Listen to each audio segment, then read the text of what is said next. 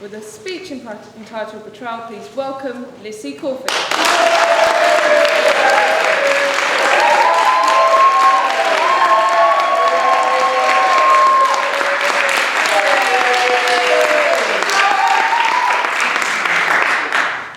Toastmasters and guests, do you love motivational speeches? Speeches that tell you you can achieve anything you want with hard work and dedication. Yes. Fantastic. This is not one of those. I have just passed a milestone in my life. The very first one of my close group of friends from college to have their funeral. Now, don't flinch. It will happen to you too one day, unless, of course, you're the person who goes first. In this case, I'm talking about my group of college friends as the first group of friends I made when I was becoming independent from home, a very special group. I met Anne and Paul at college. They were dating from all the way through, and they got wed straight after. He, Paul, was handsome, very clever, and he came from a wealthy family. So he was quite a catch. And I didn't see much of them after college because they moved away. But I remember one very happy evening when Paul plied Anne and me with drinks. We got happily sozzled. Now, I'm going to tell you about the funeral. First of all, Paul's daughter, herself a junior doctor, explained that he had been a caring and inspirational doctor.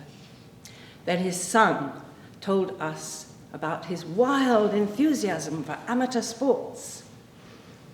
And then Anne talked about his love for his children. At the end, the humanist bloke in charge said, "I didn't know Paul personally, but I hear he was a wonderful man. He will live on in your tender memories." So I looked around at the crowd. Not a single tear.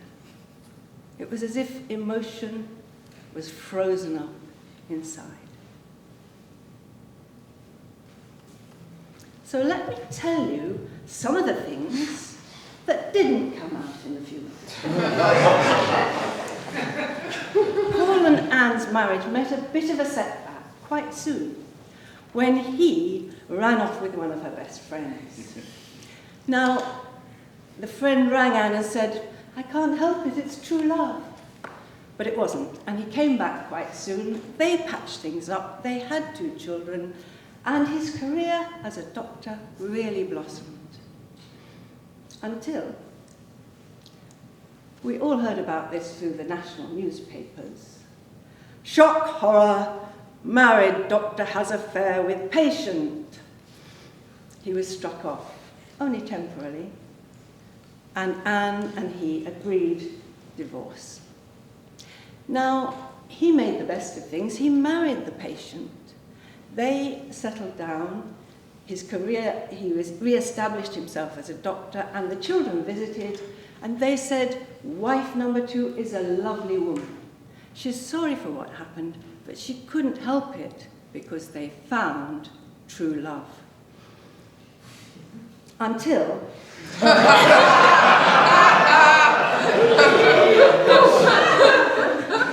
the day wife number 2 turned up on Anne's doorstep and said, "Same things happened to me."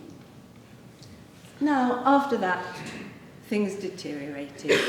The children kept visiting, but it got rather distressing. There was a stream of women finding true love. until the well of gullible people ran dry. He was struck off again as a doctor, but this time permanently. And his health deteriorated. He started to spend time in hospital, and the children said, "We just can't manage to make the visiting hours. Mum, please." So she reluctantly did.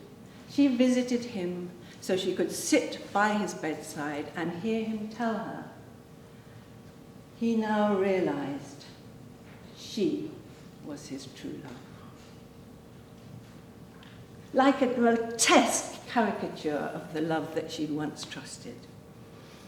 And he died peacefully in hospital. Now, what can we learn from this milestone?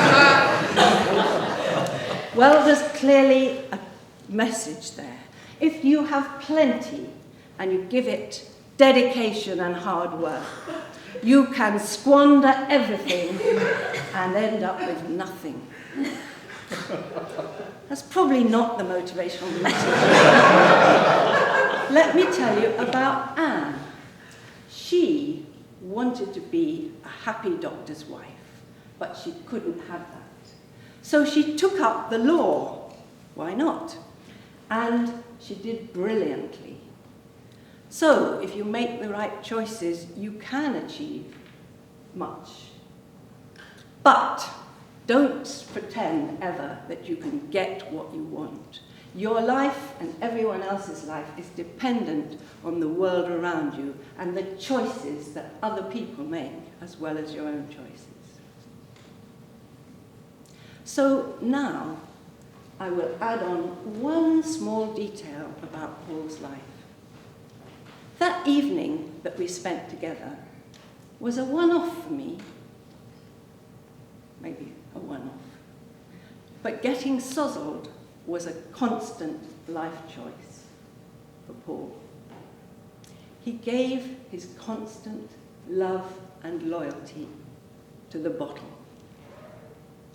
And in this story of dreams and disappointments, alcohol was the true betrayer.